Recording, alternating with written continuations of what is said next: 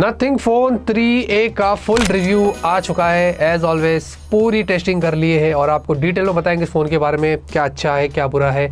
बहुत सारी बातें करनी है और ऐसी ऐसी बातें बताएंगे जो आपने शायद पहले नहीं सुनी होगी, इसलिए इस वीडियो को ध्यान से देखिएगा बिना स्किप किए। अगर आप इस फ़ोन के बारे में सीरियस है, हमारी टीम को पूरा एफर्ट जाता है, पूरा इनको क्रेडिट जाता है, इन्होंने यहाँ पर सब कुछ किया है और हम बैठ के सिर्फ डिसाइड करते हैं कि एग्जैक्टली ये जो टेस्टिंग हुई है वो सही है गलत है। फाइनल मैं यहाँ पर पूरा डिसीजन लेता हूँ। अब यहाँ पर दोस्तों हाँ, आगे बढ़ते हैं उससे पहले चैनल को सब्सक्राइब कर लीजिए अगर आप नए हैं, और अगर आपको नोटिफिकेशंस नहीं आ रहे तो अनसब्सक्राइब करिए, दोबारा सब्सक्राइब करके बेल आइकन पर टैप करिए, क्योंकि काफ़ी सारे लोग कंप्लेंट करते हैं कि हमारे वीडियोस के नोटिफिकेशन नहीं जाते हैं। ठीक है, अब यूट्यूब का क्या फंडा है मुझे कुछ पता नहीं है। बाकी लाइक करिए, शेयर करिए और कमेंट करके इस फ़ोन के बारे में आपकी जो भी राय है ज़रूर बताना। अब सबसे पहले डिस्प्ले की बात करेंगे तो आपको यहाँ पर 6.77 इंच की बड़ी डिस्प्ले है फुल HD प्लस की। ये एक फ्लेक्सिबल एमोलेड डिस्प्ले है। फ्लेक्सिबल मतलब ये नहीं कि आपको मोड़ तोड़ करने मिलेगा, नहीं नहीं नहीं, एक नाम दिया गया है बस, फ्लेक्सिबल एमोलेड डिस्प्ले। 120 हर्ट्ज की आपको हाई रिफ्रेश रेट मिलती है और ये जो डिस्प्ले है वो सेम है नथिंग फोन 2A जैसा, सिवाय इनके जो ब्राइटनेस है उसमें थोड़ा सा उन्होंने ऊपर नीचे किया है, बाकी सब कुछ आपको सेम मिलता है। लेकिन एक जगह ऐसी है जहाँ पर वो डिग्रेड हुआ है और ये सुनकर आप शॉक्ड हो जाएंगे। पहले तो इसके जो पंच होल है कंपेयर करेंगे नथिंग फोन 2A से तो ये थोड़ा ज़्यादा बड़ा है। हाँ, और इसके भी bezels left right up down overall आप नथिंग फोन 2A से कंपेयर करेंगे तो इसके बेजल्स थोड़े से ज़्यादा है, यानी कि बेजल्स और पंच होल के मामले में 3A जो है ना वो डिग्रेड हुआ है, अपग्रेड नहीं हुआ है।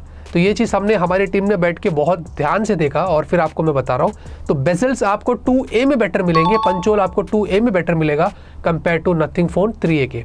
उसके बाद पीक ब्राइटनेस इसमें आपको 3000 निट्स का है, टिपिकल 800 निट्स है, और जो हाई ब्राइटनेस मोड है वो 1300 निट्स का है, जहां पर नथिंग फोन 2A में 1300 निट्स का पीक ब्राइटनेस था। तो काफ़ी गैप आ गया इनके बीच में। 1100 निट्स का उसमें हाई ब्राइटनेस मोड है और 700 निट्स का उसमें टिपिकल ब्राइटनेस है। हर जगह पर इन्होंने कोशिश किया है कि इसमें थोड़ी आपको ब्राइटनेस बेटर मिले। फिर हमने सोचा कि साइड बाय साइड कंपेयर करते हैं। हमने दोनों में फुल ब्राइटनेस टेस्ट किया, कोई मेजर डिफरेंस नहीं था, आप क्लियरली यहाँ पर देख सकते हैं। फिर आउटडोर में भी हमने जाके चेक किया, कोई भी मेजर डिफरेंस नहीं था, यानी कि नथिंग फोन 2A का डिस्प्ले भी उतना ही ब्राइट लग रहा था compare to nothing phone 3A के। फिर हमने सोचा एक कॉम्पिटिशन फ़ोन उठाते हैं, पोको X7 Pro। हमने इसके साथ कंपेयर किया तो इंडोर में देखेंगे तो दोनों आपको बराबर लग रहा है। इसमें नथिंग फोन 3A आपको ब्राइट दिखेगा, अनलेस एंड अनटिल आप पोको X7 Pro में सनलाइट मोड ऑन कर देते हैं तो फिर वो डिस्प्ले ज़्यादा इससे ब्राइट हो जाता है। ये सेम चीज़ हमने आउटडोर में भी नोटिस किया। आप देख सकते हैं सनलाइट मोड ऑन करने के बाद पोको X7 Pro आपको थोड़ा ब्राइट लगेगा compare to nothing phone 3A के।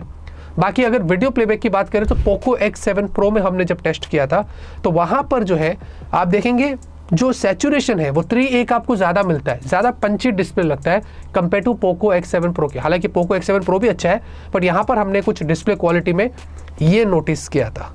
बाकी डिस्प्ले के ऊपर आपको पांडा ग्लास की प्रोडक्शन यहाँ पर देखने को मिलती है।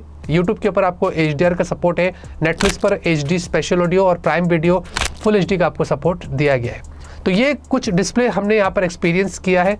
मुझे सैड लगा कि भाई उन्होंने जो बेजल्स है और पंचोल है उसको थोड़ा डिग्रेड कर दिया, बाकी ऐसा कुछ खास बड़ा अपग्रेड यहाँ पर इसके डिस्प्ले में नहीं मिलता है। सॉफ्टवेयर के लिए एंड्रॉयड 15 और साथ में आपको नथिंग OS 3.1 मिलता है। इसमें एक अपडेट आया था कुछ 75 MB समथिंग, काफ़ी सारे फीचर्स उन्होंने ऐड किए थे जो कि अपडेट के बाद ही हम ये वीडियो बना रहे हैं। और 3 साल के ईयरली OS अपडेट्स और 6 साल के सिक्योरिटी पैचेस, तो ये चीज़ अच्छी है। गूगल डायलर दिया गया है, अगर आपको कॉल रिकॉर्डिंग करना है तो वो आप बीप के साथ कर सकते हैं। प्लस आपको यहाँ पर एसेंशियल स्पेस की मिलता है, इसके बारे में हमने अनबॉक्सिंग में बहुत डिटेल में बताया था तो टाइम वेस्ट नहीं करूँगा।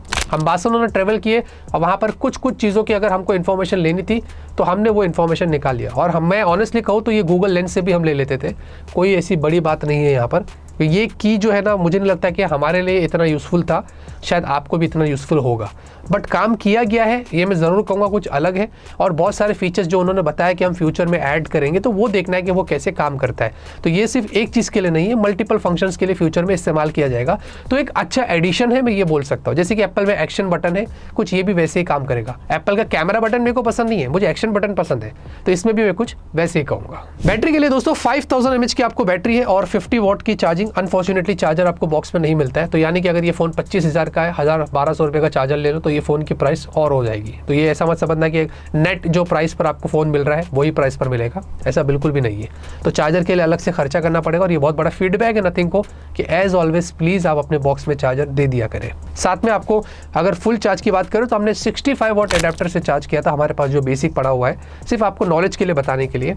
तो यहाँ पर 0 to 50% ये 40 मिनट्स में चार्ज हो गया था, लेकिन 0 to 100% ये लगभग 1.5 घंटे में चार्ज हुआ था। और हमारा चार्जिंग थोड़ा सा डिफिकल्ट होता है क्योंकि हम लोग कंटिन्यूसली डिस्प्ले ऑन रख के चार्ज करते हैं, तो इसमें आपका जो चार्जिंग टाइम होगा वो मुझसे कम होगा क्योंकि आप लोग डेफिनेटली स्लीप में डाल के चार्ज करेंगे ना, आप थोड़ी टेस्ट करेंगे, हम आपको टेस्ट करके बताते हैं। बाकी अगर बैटरी ड्रेन की बात करें तो 2 अलग अलग सिनेरियोज में एज ऑलवेज जैसा हम करते हैं आपको बताते हैं। एक तो 4K वीडियो प्लेबैक किया, फुल ब्राइटनेस 120 हर्ट्ज पर सेट करके छोड़ दिया था और रात के 2:30 बजे लगा के सुबह के 10:30 बजे तक लगभग 7 से 8 घंटा हमने इसके अंदर कंटिन्यूस वीडियो प्लेबैक किया और 49% ड्रॉप हुआ, विच इज़ नॉट बैड, मैं ऐसे कहूँगा।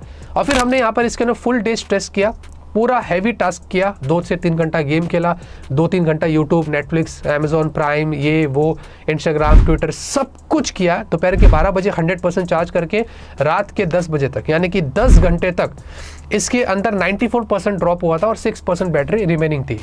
तो मैं यहाँ पर एक चीज़ ज़रूर कहूँगा कि हाँ, इसका मतलब ये है कि अगर आप मिक्स्ड यूज़ करते हैं या मिक्स्ड टू हैवी यूज़ करते हैं तो आप एक दिन अपने इस फ़ोन का आराम से इस्तेमाल कर सकते हैं। थोड़ा और बेटर अगर आप कोशिश करेंगे इस्तेमाल करने की तो शायद 1 से 1.5 दिन का आपको बैकअप मिल जाएगा।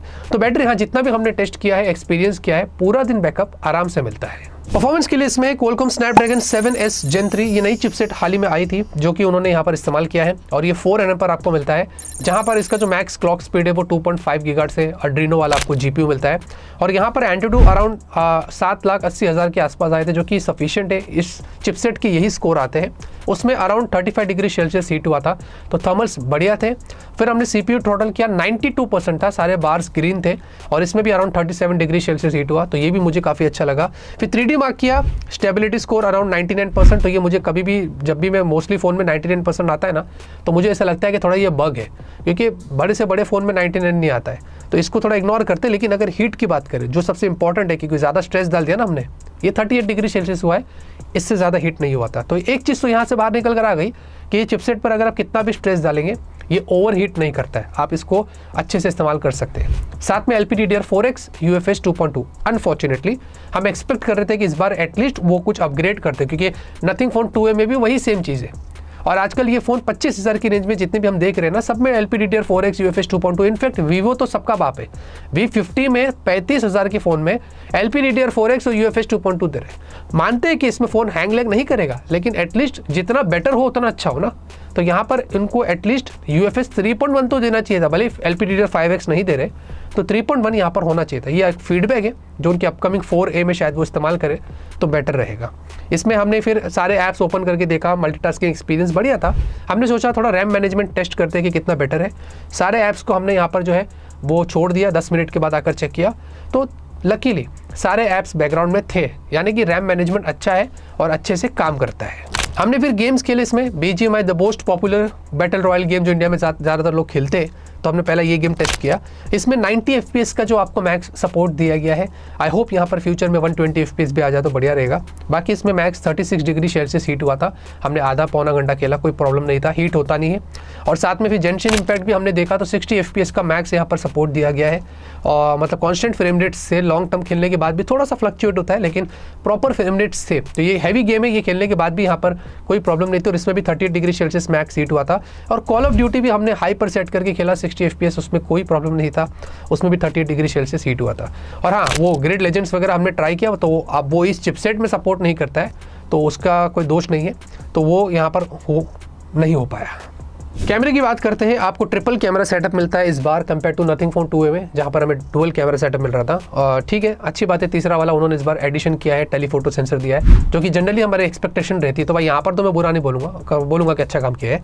अच्छा, 50 मेगापिक्सल आपको प्राइमरी है, ये सैमसंग वाला सेंसर है, और 50 का आपको टेलीफोटो है, और फिर आपको 8 का अल्ट्रावाइड सेंसर दिया गया है। जो 50 मेगापिक्सल प्राइमरी है, इसमें आपको OIS मिलता है और साथ ही साथ मैक्स 4K वीडियो आप रियर में शूट कर सकते हैं, और सेल्फी 32 मेगापिक्सल की, और यहाँ पर मैक्स फुल HD 60 FPS। तो यहाँ पर कोई 4K नहीं है, मैं एक्सपेक्ट कर रहा था, बट नथिंग ने यहाँ पर 4K नहीं दिया है। और फोटो में आपको मैक्स 4 टाइम्स जूम मिलता है, पोर्ट्रेट में भी आपको मैक्स 4 टाइम्स जूम मिलता है। और मैक्स अगर फोटो में एकदम ज़्यादा जूम करना है तो वो 30 टाइम्स है, क्योंकि टेलीफोटो सेंसर दिया गया ना, तो आप 30 टाइम्स जूम कर सकते हैं।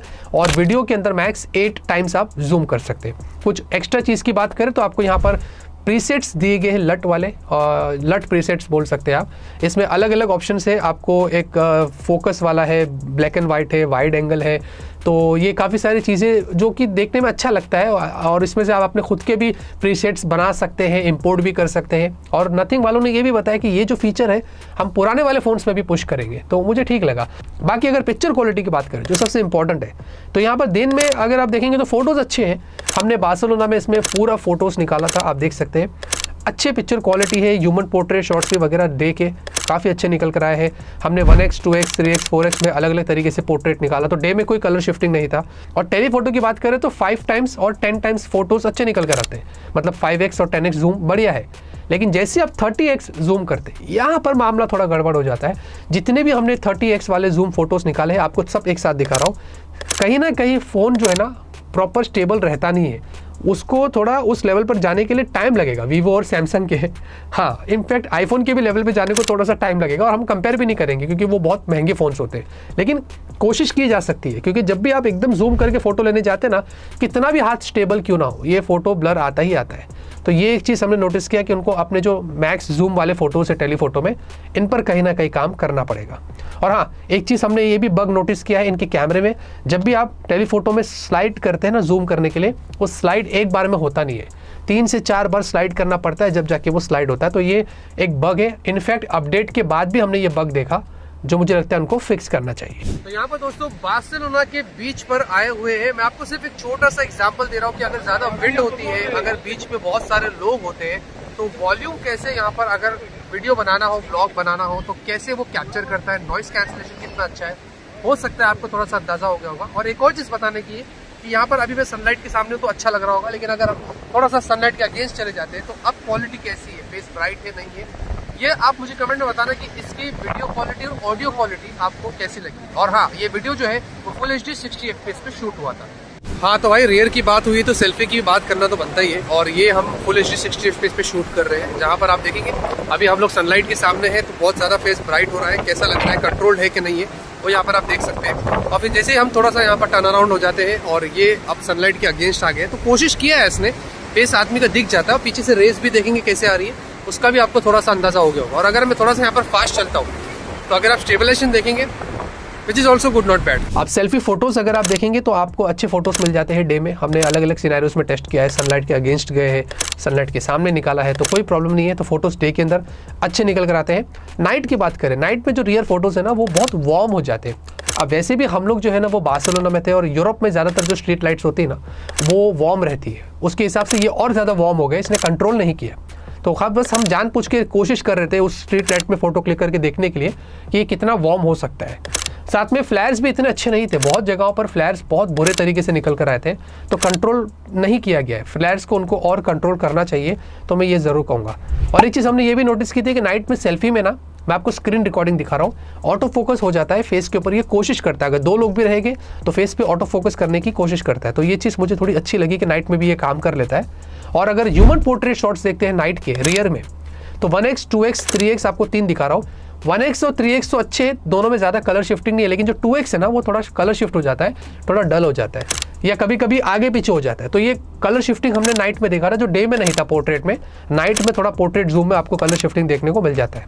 और कुछ कुछ सिनेरियोस में नाइट के अंदर रियर फोटोज़ अगर आप लेते हैं या इधर सेल्फी लेते हैं, तो थोड़ा फेस को ना वो पुश करता है, कोशिश करता है ब्राइट करने की अननेसेसरीली, जो कि मेरे हिसाब से नहीं होना चाहिए।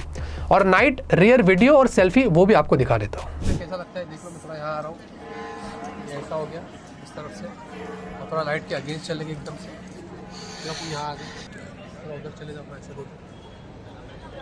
तो ये सेल्फी से है, हम लोग लाइट के सामने हैं, और बेसिकली उसके बाद हम लोग थोड़ा सा लाइट पीछे हो गई, अगेंस्ट है जो आप देख सकते हैं, और हम लोग थोड़ा सा आगे आगे है, और पीछे बैकग्राउंड फोरग्राउंड भी देखेंगे, फोरग्राउंड पीछे तो वो दिख रहा है। Not bad, not bad. तो यहाँ पर कैमरे का कंक्लूजन में एक ही चीज़ देना चाहता हूँ कि डे के अंदर तो फोटोज़ अच्छे निकल कर आए, बट नाइट में कहीं ना कहीं मुझे लगता है कि उनको और भी ज़्यादा काम करने की ज़रूरत है। नेटवर्क कनेक्टिविटी के लिए आपको इसमें 16 5G बैंड्स मिलते हैं। हमने अनबॉक्सिंग में आई थिंक 10 बोला था, शायद गलती हो गया रहेगा, क्योंकि हमने उनकी वेबसाइट पे चेक किया तो 16 5G बैंड्स है, जो कि अच्छी बात है कि काफ़ी सारे main stream 5G bands covered है यहाँ पर। एयरटेल जियो सिम कार्ड हमने दोनों लगा कर देखा है, तो जो लोग कंसर्न थे कि भाई इसमें चलेगा नहीं चलेगा, सब बराबर चलता है, सब में 5G आता है। डुअल सिम 5G है, कोई इशू नहीं है। वाइड बैंड L1 है, ब्लूटूथ 5.4 है, और साथ में आपको इसमें वाईफाई 6 यहाँ पर मिलता है। कैमरा टू API NFC भी है, नथिंग के फ़ोन में अक्सर रहता है, और जितने भी सेंसर्स हैं उन सारे सेंसर्स का सपोर्ट दिया गया है। डिज़ाइन और बिल्ड की भी बात कर ले भाई, देखिए एक चीज़ मैं ज़रूर कहूँगा कि अगर आप आजकल के मार्केट के फ़ोन्स उठाते हैं तो सब एक जैसे लगते हैं, थोड़ा बहुत कैमरा लेआउट्स में ऊपर नीचे, और रियलमी वाले थोड़ा ग्लो कर रहे हैं। उसके अलावा ये मुझे थोड़ा डिफरेंट लगता है कि ट्रांसपेरेंट बैक है। हाँ, कुछ नया नहीं है ये ज़रूर कहूँगा, क्योंकि ऑलरेडी नथिंग के पुराने फ़ोन्स पर हमने देख लिया है, बट उससे ज़्यादा और क्या ही दे सकते हैं। अभी इतना भी ज़्यादा कुछ इनोवेशन हुआ नहीं है, तो मेरे ख्याल से ट्रांसपेरेंट बैक है तो ठीक है, जिन लोगों को पसंद है वो पसंद है। ग्लिफ लाइट जितना आपको ठीक लगता है इस्तेमाल करना आप कर सकते हैं, मुझे तो मैं इतना बड़ा फ़ैन नहीं हूँ ग्लिफ लाइट का। और बाकी उंगलियों के निशान अच्छे खासे पड़ जाते हैं। और पीछे जो है ना, इस बार ग्लास बैक है, ठीक है। पिछले बार 2A में आपको पॉलीकार्बोनेट था, तो ये एक अपग्रेड हुआ है। लेकिन फ्रेम्स जो है ना, ये कार्बन वाले दिए गए, लेकिन ये पॉलीकार्बोनेट है, क्योंकि आई थिंक सो मैंने अनबॉक्सिंग में आपको नहीं बताया था, शायद मैंने कार्बन बोला था, उसके बाद मैंने पॉलीकार्बोनेट बोलना भूल गया था या पता नहीं, बट फ्रेम्स आपको जो है ना वो पॉलीकार्बोनेट के मिलते हैं। और बाकी उसके अलावा 8.3 mm की थिकनेस, 205 ग्राम्स का, तो वेट थोड़ा सा हैवियर साइड पर है। और उसी के साथ आपको अलग अलग कलर्स मिलते हैं। मुझे अच्छा लगा ये ब्लू वाला कलर, ये मेरा फेवरेट कलर है। बाकी तो वाइट और ब्लैक जैसा आपको ठीक लगता है आप चूज़ कर सकते हैं। और फिर आपको डुअल नैनो सिम है, और डुअल माइक्स आपको देखने को मिलते हैं। अंडर डिस्प्ले फिंगरप्रिंट स्कैनर है, ये ऑप्टिकल वाला है। और USB जो पोर्ट है ये USB 2 वाला है। बहुत सारे लोग पूछते हैं कमेंट के अंदर, तो मैंने सोचा उसके बारे में बता देते हैं। और साथ में आपको उसके अलावा IP64 है, जो कि मेरे हिसाब से IP68 होनी ही चाहिए थी, तो यहाँ पर कोई अपग्रेड नहीं किया उन्होंने, ये भी चीज़ मुझे अच्छी नहीं लगी। और अगर स्पीकर की बात करें तो डुअल स्टेरियो स्पीकर्स है, और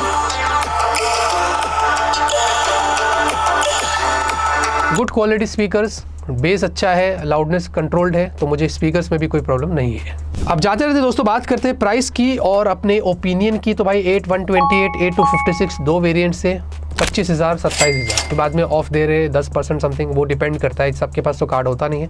एग्जैक्ट प्राइस की हम हमेशा रिव्यू में बात करते हैं। मेरे हिसाब से देखिए फ़ोन अच्छा है, परफॉर्मेंस मुझे बहुत अच्छी लगी, कंट्रोल्ड है। जितने भी फ़ोन्स मैंने टेस्ट किया, जिनमें जब थर्मल्स अच्छे होते हैं ना, तो फिर मैं उसको थम्स अप देता हूँ, क्योंकि फ़ोन जिस दिन गर्म होने लग जाता है वो बैटरी भी ख़राब करता है, पूरा एक्सपीरियंस भी ख़राब कर देता है, मज़ा ही नहीं आता है। तो एटलीस्ट उस मामले में तो आपको एक्सपीरियंस अच्छा मिलेगा। और दूसरा, सॉफ्टवेयर एक्सपीरियंस आपको यहाँ पर काफ़ी अच्छा देखने को मिलेगा। और डे में आप अच्छे फ़ोटोज़ निकाल सकते हैं, बाकी नाइट में थोड़ा इश्यूज़ है। और बैटरी लाइफ भी हमने नोटिस किया अच्छी है, जितना भी आपको एक्सपीरियंस करके बताना था वो हमने बता दिया। और उसी के साथ अगर आप मुझसे पूछते हैं तो 25,000 में तो हमें बहुत ऑप्शंस मिलते हैं, लेकिन सॉफ्टवेयर अगर देखा जाए, क्योंकि सैमसंग के फ़ोन्स ज़्यादा नहीं है ना 25,000 की रेंज में, वरना मैं सैमसंग के फ़ोन्स फिर आपको एक रिकमेंडेशन देता, ऑप्शन देता, क्योंकि One UI चलता है उसमें। तो सॉफ्टवेयर अगर एक्सपीरियंस आपको बेटर चाहिए तो इधर ऑक्सीजन OS OnePlus के अवेलेबल है, और यहाँ पर नथिंग का ये अवेलेबल है। बाकी तो सब जितने भी जो सॉफ्टवेयर है, फन टच है, रियलमी UI है वगैरह है। और इनफैक्ट मोटोरोला को छोड़ के, क्योंकि मोटोरोला स्टॉक है तो थोड़ा बोरिंग लगता है, मुझे बहुत बोरिंग लगता है। तो एनीवेज मुझे लगता है कि 25,000 में ये अच्छा फ़ोन है, लेकिन मेरा रिकमेंडेशन है कि अभी वेट करिए, ऑफ़र का इंतज़ार करिए। अगर प्रॉपर सेल के दौरान 22,000 पे ऐसे समथिंग ऑफ़र पर मिलता है तो फिर थम्स अप है, आप इस फ़ोन को चेकआउट कर सकते हैं। बाकी जैसे ही मैंने बताया 4A में उनको और काम करना चाहिए, जो कमियां इस फ़ोन में है उनको वो 4A के अंदर इंप्रूव करनी चाहिए। ये मेरा कंस्ट्रक्टिव फीडबैक है ब्रांड को, एज ऑलवेज। इतने दोस्तों इस वीडियो के अंदर। अगर आपको हमारे वीडियोस पसंद आ रहे हैं तो लाइक करिए, शेयर करिए, सब्सक्राइब करिए। तब तक के लिए ऑलवेज कीप स्माइलिंग।